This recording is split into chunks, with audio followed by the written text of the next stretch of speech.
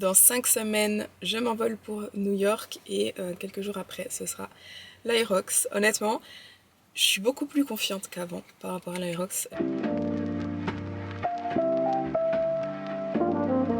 Hello tout le monde, bienvenue dans cette toute nouvelle vidéo. J'ai de nouveau disparu des réseaux, de YouTube la semaine passée. La semaine passée, j'ai rien vlogué. J'ai aussi disparu des réseaux, justement, ça m'arrive quasiment jamais de disparaître d'Instagram, mais là, ça fait presque une semaine que j'ai quasiment rien posté sur Insta, pas de story, etc. Pour la simple et bonne raison que mon SPM a commencé lundi passé full force. Genre, full force. Je vous ai déjà parlé de ce qui se passait avec mon cycle, mes hormones, etc. Mon SPM justement qui est très très très fort. Je vous mets la vidéo ici en haut, non ici je sais plus. Dans cette vidéo je vous disais que j'arrivais pas à obtenir de la progestérone alors que mon corps ne produit pas suffisamment de progestérone pour avoir des cycles ovulatoires et réguliers, etc. Et entre temps j'ai enfin eu une ordonnance pour la progestérone, je vous l'ai déjà dit dans un vlog précédent. Et donc j'ai commencé la progestérone mercredi passé. Et la progestérone peut avoir des effets secondaires qui sont similaires au SPM. Et honnêtement je pense que ça a juste renforcé mes symptômes. Et en fait j'étais super fatiguée, j'étais vraiment pas de mauvaise humeur mais vraiment low mood, pas motivée, honnêtement j'arrivais pas à bosser, j'arrivais pas à m'entraîner, je suis allée 2 fois à l'entraînement, ça a été une catastrophe, il y a une fois j'ai fait 2 séries de squats, je suis partie. Donc ouais, quelques jours pas fun du tout la semaine passée, je n'ai toujours pas mes règles aujourd'hui, je suis au jour 50 de mon cycle, en fait je pense qu'il a été décalé à cause du voyage au Costa Rica, mais là c'est vrai que c'est un peu lourd, mais depuis samedi ça va un petit peu mieux. D'ailleurs dimanche j'ai fait l'Aerox Running, c'est très bien allé, et puis là je vais aller m'entraîner maintenant aujourd'hui. Donc aujourd'hui on est mardi, je vais aller faire le bas du corps aujourd'hui, j'ai des squats, RDL, leg press, abduction, adduction et 1 ou 2 exercices d'Aerox. Ah non j'ai pas d'exercice d'Aerox cette semaine parce que samedi je vais faire l'Aerox training avec Florence. C'est donc ma pote avec qui je fais l'Aerox, justement, c'est la première fois qu'on va s'entraîner ensemble. Donc c'est une mock d'une Aerox en fait. Et c'est pour ça qu'on l'a fait ensemble cette fois. Donc ouais, j'ai hâte de ça, je vais vous le vlogger évidemment. D'ailleurs, j'ai commandé une nouvelle caméra. J'ai commandé la DJI Osmo Pocket pour vlogger au quotidien, ça va être plus simple. Je pense que ça va aussi m'aider pour les réels, etc. Enfin, le contenu pour les réseaux. Dans 5 semaines, je m'envole pour New York et quelques jours après, ce sera l'Aerox. Honnêtement, je suis beaucoup plus confiante qu'avant par rapport à l'Aerox. Quand je vois les poids, les distances à faire en duo par rapport à ce que je fais en solo, je pense que honnêtement c'est faisable. J'ai toujours pas d'objectif de temps précis, mais de plus en plus je suis en train de me dire j'aimerais bien faire un relativement bon temps quand même. Mais honnêtement ça va surtout dépendre de la course et de si j'ai mal sur le jour J ou pas. Bref, je blablate pour procrastiner mon entraînement, mais je vais y aller.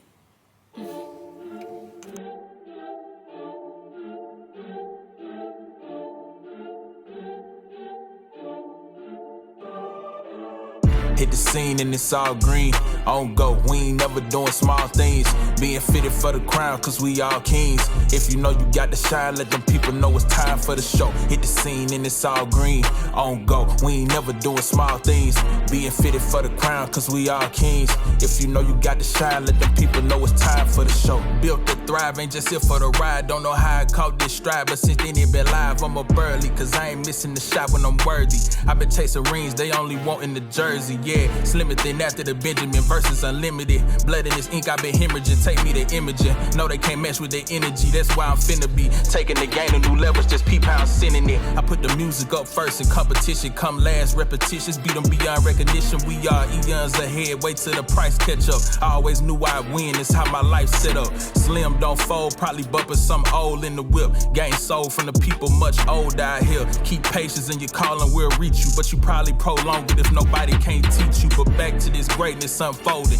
I don't see nobody outpacing, I'm focused. Mental in shape and I ain't shaking this motion. This could make a movie on screen. When I step out there, it's seen with me go. Hit the scene and it's all green. On go, we ain't never doing small things. Being fitted for the crown, cause we all kings.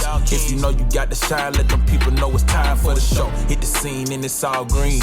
On go, we ain't never doing small things. Being fitted for the crown, cause we all kings. If you know you got to shine, let them people know it's time for the show.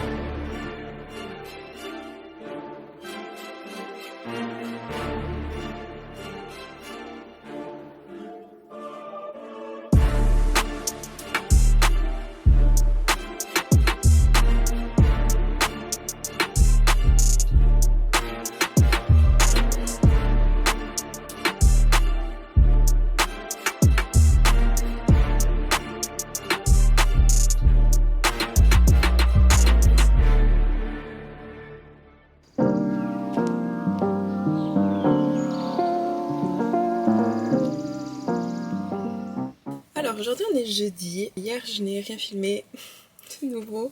Je suis allée m'entraîner, j'ai fait le haut du corps, mais sinon j'ai bossé toute la journée. Là je suis devant la salle, je vais aller m'entraîner, je fais le bas du corps aujourd'hui. Mais avant ça, we need to talk.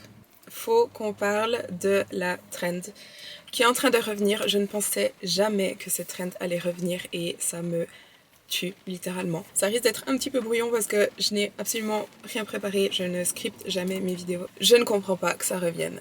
Donc la trend dont je suis en train de parler, c'est la skinny talk. Donc en gros, c'est la maigreur qui est en train de revenir. C'est la tendance d'être ultra maigre qui revient.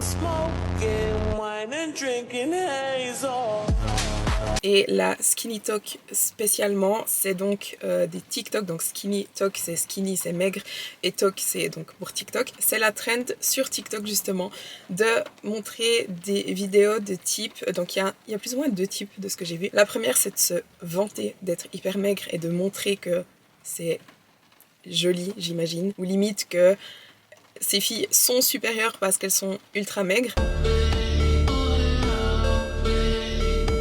Et la deuxième, c'est surtout ça, la trend skinny talk, c'est des vidéos de filles qui partagent des slogans pour soi-disant motiver à perdre du poids, mais tout simplement en arrêtant de s'alimenter, ou en mangeant très très peu, ou en ne mangeant quasiment pas du tout. Donc c'est vraiment des slogans hyper toxiques. Mais pourquoi personnellement ça me tient autant à cœur? C'est parce que j'en ai fait les frais, moi, il y a 10 ans. Plus de 10 ans maintenant, avant les réseaux sociaux. Donc j'ai souffert d'anorexie et à l'époque c'était des slogans qu'on retrouvait sur les forums pro-ana, donc pro-anorexie, et c'est exactement les mêmes slogans qui sont partagés sur TikTok aujourd'hui et c'est ça ça me trigger, vous avez pas idée à quel point. Donc je vais vous donner quelques exemples de slogans. Donc celui à la base, c'est celui que Kate Moss avait partagé à l'époque.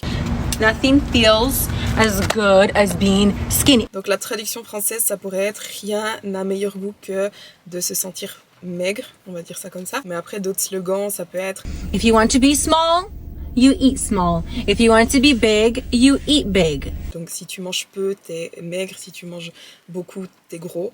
What you eat in private will show up in public.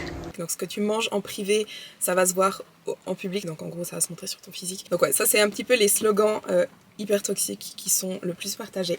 Et c'est, comme je vous dis, c'est vraiment les mêmes qu'il y a 10-15 ans sur les forums pro-ana. Et pourquoi je pensais vraiment pas que ça allait revenir un jour, c'est parce qu'à l'époque il n'y avait pas les réseaux sociaux. Alors que maintenant, avec toutes les connaissances qu'on a et toutes les connaissances qui sont partagées justement sur les réseaux, sur la santé, sur le bien-être, sur comment prendre du muscle, comment perdre du gras correctement, quelles sont les tactiques qui sont mauvaises pour la santé, etc., je ne pensais vraiment pas que des pratiques comme ça reviendraient et qu'elles seraient partagées sur les réseaux. Certaines personnes disent que c'est du tough love et que du coup ça motive à perdre du poids, etc. Alors, oui et non. Premièrement, du tough love, c'est pas ça. Là, c'est vraiment de la communication brutale qui pousse à des comportements toxiques et malsains pour atteindre un physique qui est maladif. Alors que du tough love, c'est ce que personnellement je peux utiliser dans mon coaching, c'est plutôt responsabiliser la personne, lui faire comprendre que ok, là ton comportement ne correspond pas, ne s'aligne pas avec tes objectifs, là il faut que tu changes tes comportements si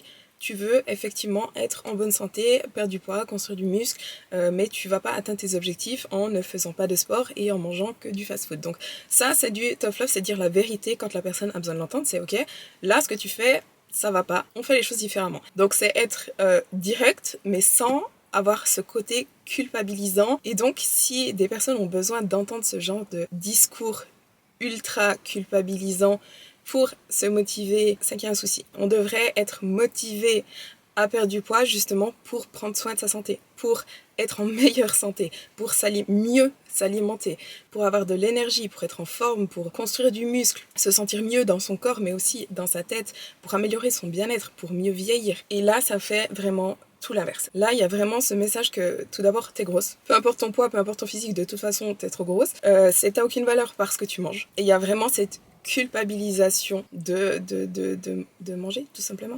You can always be thinner, look better. Et l'immense souci, c'est que, tout d'abord, en fait, on est en train de rendre à la mode des corps, des physiques ultra maigres. Alors que pour avoir des physiques comme ça, effectivement, il ne faut quasiment plus manger. Et donc, ça entraîne des troubles du comportement alimentaire. Même si ces filles ne sont pas forcément anorexiques, mais beaucoup de filles, en voulant atteindre ces physiques, en consommant ce type de contenu, risquent vraiment de tomber dans les troubles du comportement alimentaire, justement. Et c'est pas anodin. C'est pas anodin, non seulement bien-être mental, psychologique.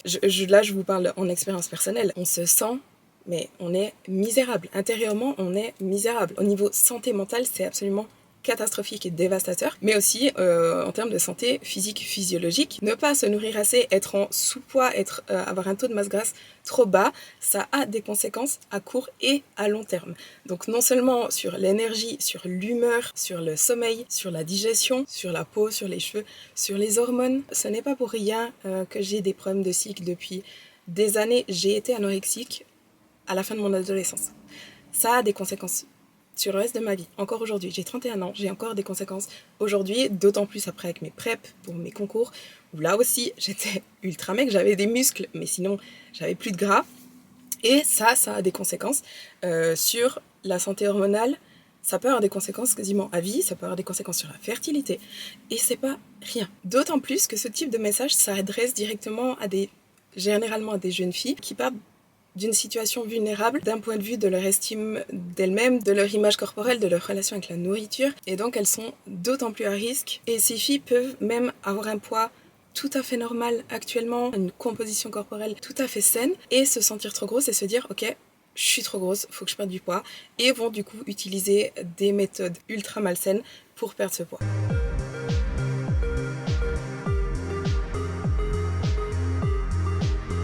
Et en fait, ça fait 10 ans que je me bats sur les réseaux pour essayer de faire comprendre aux femmes qu'elles ont besoin de se nourrir pour être en bonne santé, pour être en forme, pour se sentir bien dans leur corps, pour créer du muscle. Que si on a du poids à perdre, on peut le faire de manière saine et de manière intelligente. Et il y a cette trend qui arrive et qui détruit en fait tous ces messages qui ont été faits ces dernières années sur les réseaux, et je trouve ça super triste. Je trouve ça juste super triste.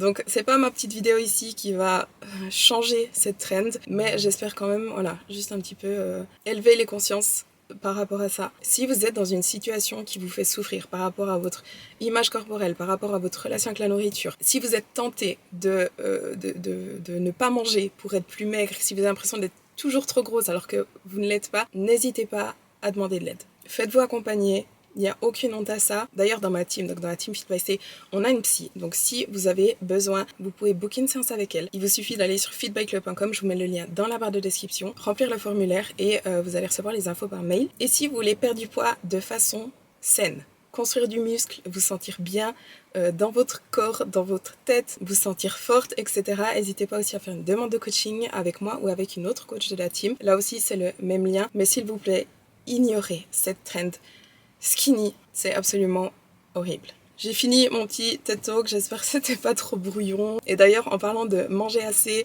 et de prendre soin de sa santé, j'ai oublié de vous dire, mais mon coach a augmenté mes macros la semaine passée. Donc je suis officiellement à plus de 2500 calories par jour. Je suis à 325 glucides, 115 protéines et 80 lipides. Donc pour dire, donc ça fait 6 mois, j'ai repris le tracking des macros et que j'augmente les calories. Et en 6 mois, je suis passée de 150 à 325 glucides.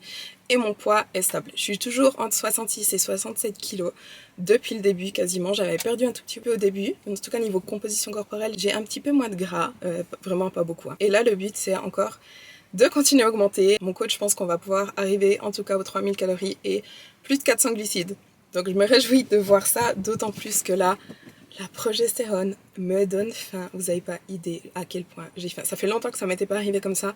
Ça fait 3 jours. Je pourrais démonter ma cuisine. Clairement, c'est hormonal. C'est à cause de la progestérone, justement. Mais j'ai faim. J'ai faim. Je vais peut-être vous faire une vidéo... Non, je vais attendre encore un peu. Je vous ferai une vidéo comparaison de mon physique parce que quand j'ai commencé cette série YouTube, donc là c'est ma série préparation Aerox, je vous ferai une comparaison avec mon physique à ce moment-là.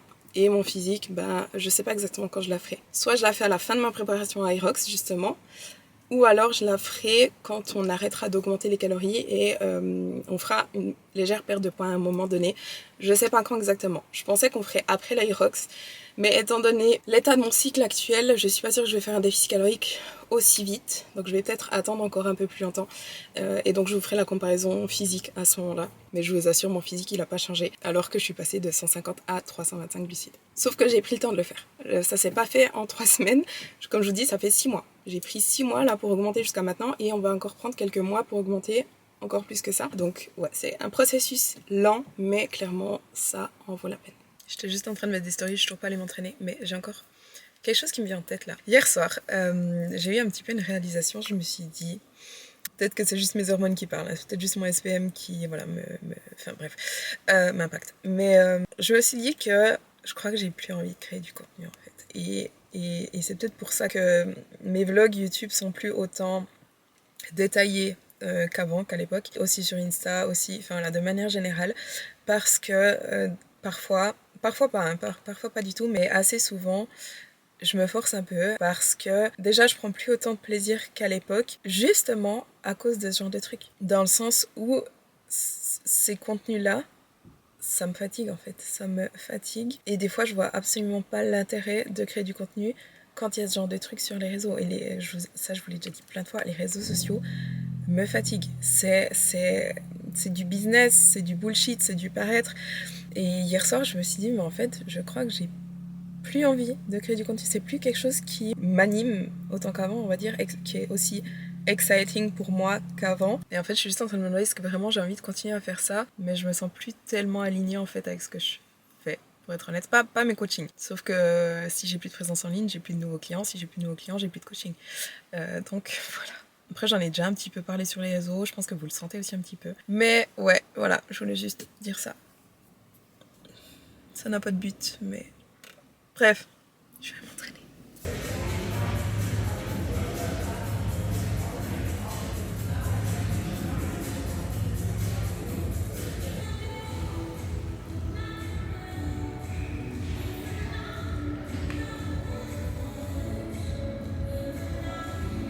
Alors, je viens de rentrer de l'entraînement. J'ai pas filmé la fin de mon entraînement. Il y a un pote qui m'a rejoint, je me suis entraînée avec lui et du coup, j'ai oublié de filmer le reste. Mais bref, je viens de recevoir un colis Nutri. Du coup, je vais vous faire juste un unboxing. Donc, j'ai repris tout d'abord des graines de chia pour mon petit déjeuner. Tous les matins, je mange un pudding de graines de chia. Ensuite, j'ai pris de la créatine. Je crois que je vous montre de la créatine à chaque fois. D'ailleurs, bon déjà, si vous voulez tout savoir sur la créatine, à quoi ça sert, est-ce que c'est efficace, comment la prendre, etc. Je vous mets le lien ici en haut. Mais il y a une toute nouvelle revue systématique qui est sortie qui démontre que la créatine n'a pas d'effet secondaire. En gros, il n'y a aucune différence significative entre la prise de créatine et un placebo au niveau des effets secondaires. Donc parmi, je crois 49 si je ne me trompe pas, parmi 49 effets secondaires, notamment les problèmes digestifs et la perte de cheveux. Donc si vous avez peur de prendre de la créatine à cause des effets secondaires, sachez qu'il n'y en a pas. Ça n'est pas prouvé que la créatine ait des effets secondaires. Je vous mets la référence de la revue juste ici et le lien directement dans la barre de description si vous voulez aller lire cette revue justement. Mais ouais, je voulais juste vous dire ça parce que j'ai lu cette revue systématique ce matin. Ensuite, j'ai pris de la whey. Personnellement, je ne consomme pas de protéines en poudre, j'en ai pas besoin. Les protéines, j'ai absolument aucun souci à les atteindre naturellement. En plus, mes protes en ce moment sont basses et j'ai de la peine à pas les dépasser. Mais j'ai commandé de la whey pour mon copain parce que lui, il se fait des chèques. La whey performance au chocolat. Je trouve que c'est la meilleure whey chez Nutri. J'ai un deuxième pot de créatine. Je lui ai aussi pris de la Clear Whey parce qu'il voulait de l'Isola. Donc Isola Raspberry. Personnellement, je déteste les protéines aux fruits. Je sais pas, il a jamais essayé, donc je sais pas s'il va aimer celle-là, mais voilà. C'est quoi ça? De l'ashwagandha. C'est pas pour moi, c'est pour mon copain aussi. Il m'a demandé que je lui prenne de l'ashwagandha. Et finalement, ça c'est fun. Quand je passais ma commande, je suis tombée sur ça. C'est des barres protéinées à la pistache. Je savais pas que Nutri avait fait des barres protéinées à pistache. J'avais trop envie de goûter. Elles vont me donner mal au ventre. Je le sais parce que ces barres contiennent des édulcorants. C'est pas mauvais de consommer ces barres ou de manger des édulcorants, mais personnellement, avec ma digestion de merde, j'ai un SIBO et donc je ne digère pas les édulcorants. Donc je vais la goûter parce que j'avais trop envie de goûter cette barre, mais je suis consciente que j'aurai mal au ventre. Enfin, on verra, si ça se trouve, elle passe. Mais par contre, je vais pas en remanger demain et après-demain. Je vais pas en manger tous les jours. J'en ai pris 3, je pense que je vais en manger qu'une. Et les 2 autres, je vais les donner. En fait, je vais la goûter maintenant.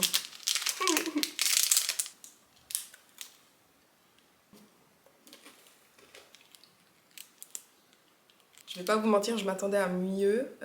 On sent pas trop la pistache au final. Et du coup, je suis un peu déçue par rapport aux autres Fitbar parce qu'il y a la Fitbar Brownie qui est incroyable, mais elle est bonne. Je vais pas dire, enfin, c'est bon quand même. Si vous voulez commander sur Nutri, comme toujours, vous avez moins 15% sur tout le site avec mon code Chloé15 sur le site français et sur le site suisse.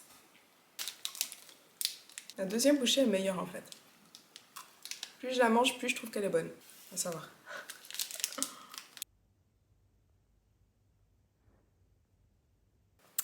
Ok, alors aujourd'hui on est samedi. Hier je me suis pas entraînée, c'était mon jour de repos, je vais faire du golf.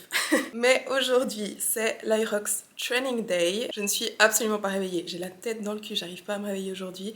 Mais aujourd'hui on fait une Irox complète. Même plus dur qu'une vraie Irox parce que nos poids sont plus élevés que ce qu'on aura à la course. Et du coup, aujourd'hui, on a décidé avec Florence, donc c'est ma pote avec qui je fais l'Irox à New York, on a décidé de s'entraîner ensemble, voir comment ça va, se coordonner aussi, parce que d'habitude, on s'entraîne toute seule. Donc là, il faut qu'on s'entraîne un petit peu à se splitter les stations, etc. Wish us luck. Ça va être chaud. Honnêtement, je pense que ça va être chaud, mais ça va être fun. Donc aujourd'hui, qu'est-ce qu'on fait? Donc là, vous aurez vraiment l'aperçu d'une Irox complète. Donc on commence forcément avec 1 km de course. Ensuite, on a 1 km de ski erg, de nouveau 1 km de course, 4 fois 12,5 mètres de sled push avec 105 kg. Donc c'est là que je vous dis on a des poids plus élevés parce que la compétition c'est à 75 kg plus le sled. Après là, il faut qu'on voie comment on fait parce que la piste où on s'entraîne, elle fait 10 mètres alors que là on a 12,5 mètres à faire 4 fois. Je pense qu'on va faire 4 fois 10 mètres. Ensuite, 1 km de course, 4 fois 12,5 mètres de sled pull avec 75 kg. À la compétition, on aura 50 kg plus le sled. Ensuite, 1 km de course, 80 mètres de burpees, 1 km de course, 1 km de rameur, 1 km de course, 200 mètres de farmer's carry avec 2 fois 18 kg. À la course, c'est 2 fois 16 kg. 1 km de course, 100 mètres de fente marché avec un sandbag de 12 kg. À la course, c'est 10 kg. 1 km de course et finir par 75 wall balls. La course, on fait les deux, 1 km à chaque fois. Par contre, les stations, les exercices, on va se les splitter en deux, les partager en deux. Donc ça permet à l'autre de se reposer pendant que l'autre prend le relais. Au fait, j'ai tapé ma cheville pour avoir un petit peu plus de soutien pendant la course. Oups. Donc on verra si ça aide. Voilà. Je vais juste me prendre un pré-workout avant de partir parce que je pense qu'un petit extra boost aujourd'hui, ce sera pas de refus pour ce qu'on s'apprête à faire. Je vais juste vous montrer, je fais mon propre pré-workout. Je vous l'ai déjà montré plusieurs fois dans mes vidéos YouTube, mais je crois que ça fait très longtemps, donc bref. Pourquoi je fais mon propre pré-workout? Tout d'abord parce que c'est moins cher. Dans les pré-workouts, les formules toutes prêtes, ils rajoutent plein de poudres inutiles pour que t'en prennes plus. Et si t'en prends plus, ton pot se finit plus vite, donc tu dois en racheter plus souvent, etc. Et ces pots sont hors de prix, donc moi je prends les ingrédients séparés, les ingrédients qui sont efficaces dans un pré-workout. Et aussi, il n'y a pas de colorant, il n'y a pas de saveur artificielle, il n'y a pas d'édulcorant, etc. Et c'est aussi pour ça que je prends pas des pré-workouts tout prêts parce que je ne supporte pas tous ces ingrédients. Ça me donne des ballonnements, je ne les supporte pas du tout. Donc là au moins il n'y a rien du tout de tout ça dedans. Forcément. Donc ce que je mets dans mon pré-workout, c'est 2,5 g de bêta-alanine. La bêta-alanine, c'est ce qui donne cet effet de picotement sur le visage, sur les mains, etc. Donc n'en mettez pas trop parce que sinon ça risque de vraiment piquer beaucoup. Donc 2,5 g. Ensuite de la L-arginine. Là je mets 6 g environ. Et ensuite de la citrulline malate. Et là je mets 6 g aussi.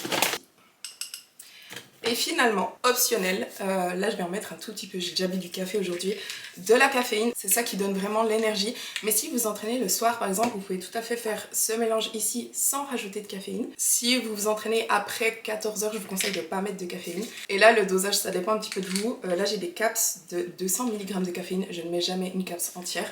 Je vais mettre environ un quart de cette caps. Mais si j'en mets trop, je vais pas dormir ce soir.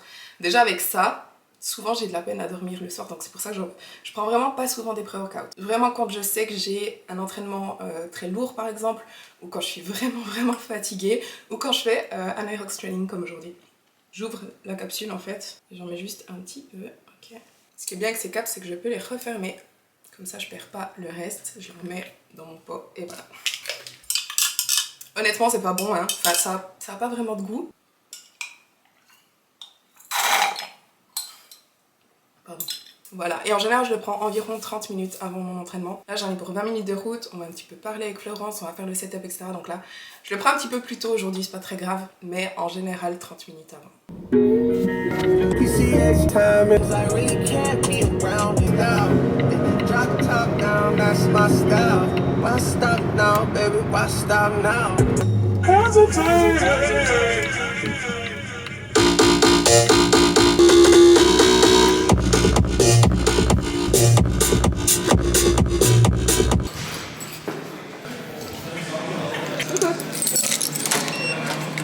Ça va? Oui. Alors on est sur le point de commencer, on a tout préparé. T'es prête? Coucou YouTube. Si je suis prête, comment dire? Non. Donc ouais, on a préparé tout le matériel pour les stations. Et voilà, c'est parti. On va mourir. On va mourir. Absolument. J'ai mis les chaussettes de circonstance, s'il te plaît. Welcome.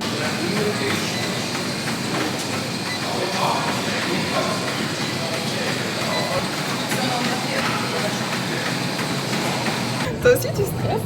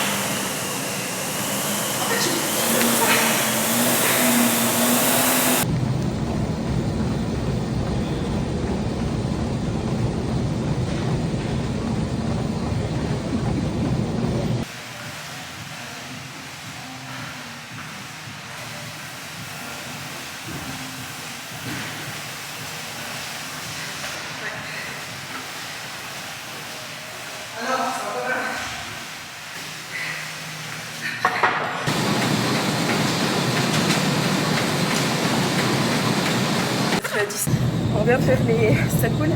J'ai eu un bug avec la caméra, je pense que j'ai pressé 2 fois. Donc je ne les ai pas enregistrées, mais on les a fait. On est au 4e run. On est au 4e run. Ça va? Au top. On a les burpees après. Ça va être fun.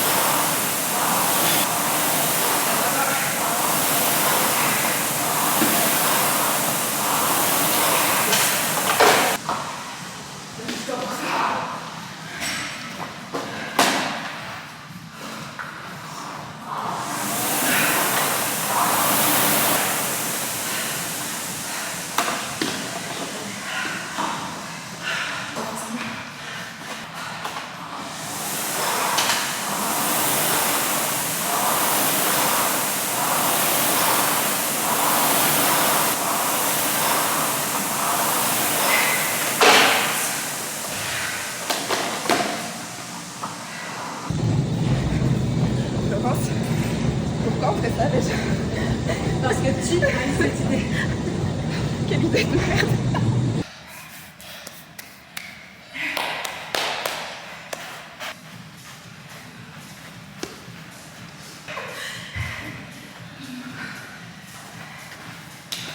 On va pas suivre ça.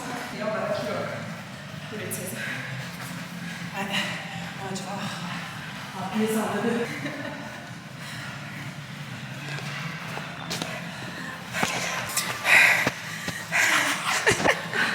C'est pas. 2 minutes 7, ça va.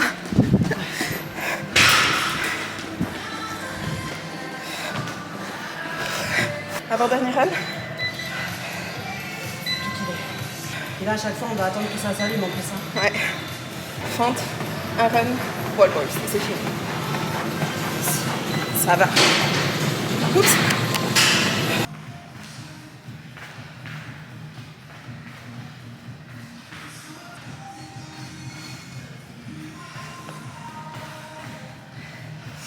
Ok, on est sur le tout dernier run.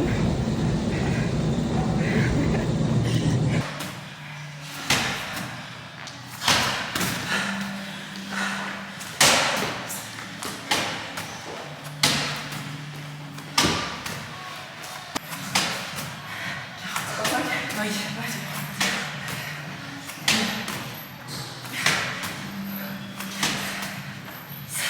Yes. Putain. Il a 21h20 pile. Putain. Trop bien.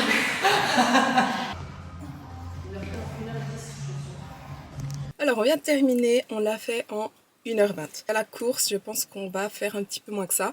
Tout d'abord parce que y a l'ambiance de la course, il y a les autres participants, ça nous motive, ça nous entraîne, on va dire. Donc je pense qu'on va être un petit peu plus rapide. Et aussi... Coucou. Et on a eu trop de la chance, on a vu les ours. Ah, trop bien. Faut que je fasse mes affaires et tout, puis je viens. Ok. Bisous. Comment s'est passée ta course? Je disais quoi? Aussi, à chaque fois, je faisais le setup de la caméra, ça allait pas très long, mais ça prend quand même un petit peu du temps. Et aussi, comme je vous ai déjà dit un million de fois, la piste ici fait 10 mètres, donc à chaque fois, on doit faire des allers-retours, enfin, on doit faire des demi-tours. Ce qui prend du temps. Honnêtement, à chaque fois, de tourner le sled, donc là, on pourra vraiment gagner du temps sur tout ça. Et donc, je pense que le jour de la course, on va pouvoir le faire en tout cas en 1h15, voire peut-être un peu moins. En tout cas, c'est bien allé, j'ai pas eu de douleur. J'ai pas eu de douleur à la cheville, ni au tibia, ni au mollet. Donc franchement, la course, là, ça va bien pour ça. Le plus dur pour moi, c'est le souffle. Forcément, durant ma prep, j'ai jamais couru plus de 2 km à la fois à cause de mes douleurs, justement. Donc niveau endurance, je suis vraiment pas la meilleure, clairement. Et d'ailleurs, je nous ralentis à cause de ça parce que je peux pas courir en dessus de 9 km et demi, voire 10 km max. En dessus de ça, j'ai mal. Donc ouais, niveau course, c'est moi qui ralentis. Mais je préfère pas aller trop vite et me faire mal et pas pouvoir terminer la course parce que j'ai mal. Donc voilà, bref. C'était cool, franchement c'était cool. Là, je vais juste boire de l'eau de coco et manger des galettes de riz au chocolat. Et je vais rentrer me doucher, je suis dégueulasse. Alors aujourd'hui on est lundi, je viens de terminer de monter cette vidéo mais je n'avais pas d'outro. Donc voilà, je vous filme juste l'outro de cette vidéo. Je vais commencer une nouvelle vidéo aujourd'hui. Je vais notamment répondre à des questions sur mon détatouage parce qu'à chaque fois je parle de ça sur Instagram, j'ai 1 million de questions. Donc j'avais dit que j'en parlerais dans une vidéo YouTube, donc ce sera dans la prochaine. Et je vais aussi faire des bagels sans gluten. Je vais vous le filmer et je le mettrai dans le prochain vlog seulement si le résultat est bon. En tout cas, j'espère que cette vidéo vous a plu. Si c'est le cas, n'oubliez pas de liker la vidéo, de vous abonner à ma chaîne si ce n'est pas encore fait. Et on se voit dans la prochaine vidéo.